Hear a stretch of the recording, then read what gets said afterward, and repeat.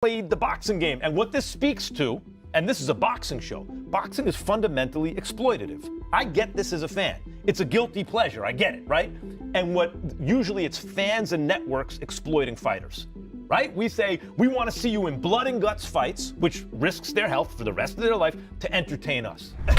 But here's what's crazy to me about a fight like that. And I remember, you know, when I'm a little kid, Sugar Ray Leonard wins the gold medal, and then you blink, he's fighting Benitez for the title, then he's fighting Durant twice, then he's fighting Hearns. It didn't take 100 years to make the fight. But what's wild about something like this is a real super fight, and I said this on the broadcast for Crawford and Canelo, can't be promoted into existence. Right. What a real super fight is, the dust settles in an era, and there are two dudes left standing. There's Ali, there's Frazier, there's Leonard, there's Hagler, there's Mayweather, there's Pacquiao. That's a super fight, right? There's Crawford, there's Canelo. Those are two big fighters of the era. This type of fight, this could easily be at the end of an era, because Teo might be a dude left standing and Shakur could be the dude left standing, right? I agree. Are you training to do something to not just beat Shakur, but to beat him in grand fashion? And when I say grand fashion, I mean going for the knockout. Well, I think that the whole thing is the Bible of boxing really is that if you look for the knockout, you won't get it. You know, I think really it's just all about setting the good pace early in the beginning rounds and then going from there. We have going for us when a person underestimates you. That's lovely. And that ain't the only thing he's underestimating. So we're good. Max Kellerman says this fight is no easy task, calling it dangerous for Shakur. Aesthetically pleasing fight. We've seen the way Teo goes against some of these boxers. We've seen Shakur in some bad fights, obviously. Although Shakur looks pretty damn good against Williams Zepeda. Teo's not a pressure guy. He likes to counter punch. Two counter punchers, really. Yes, it is not like, but there are some fights, guys. I think about Pernell Whitaker and Buddy McGirt, or Sugar Ray Leonard and Wilfred Benitez.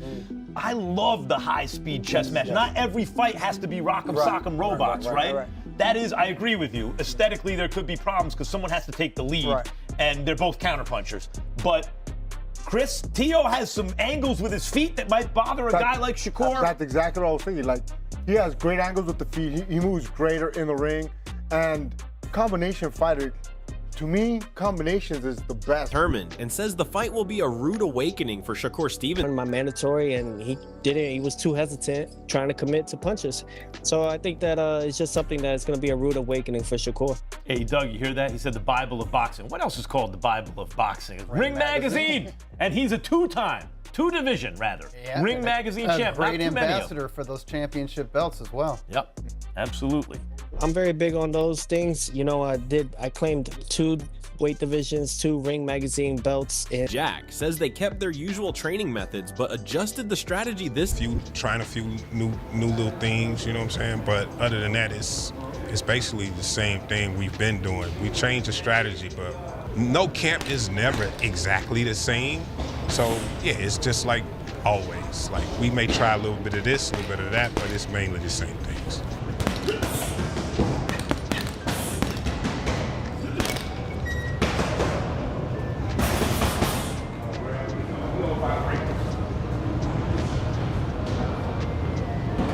One of the best things we have going for us when a person underestimates you. That's lovely. And that ain't the only thing he's underestimating.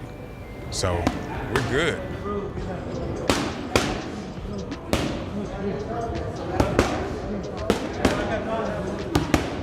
Says that while Shakur's power is impressive, Teo's strength and footwork in the ring are also formidable, showing the thing I like about Teo's style. I mean, when you have a guy like Shakur whose defense is that good, and he's not just a guy who's going to hug you, he can box, you know?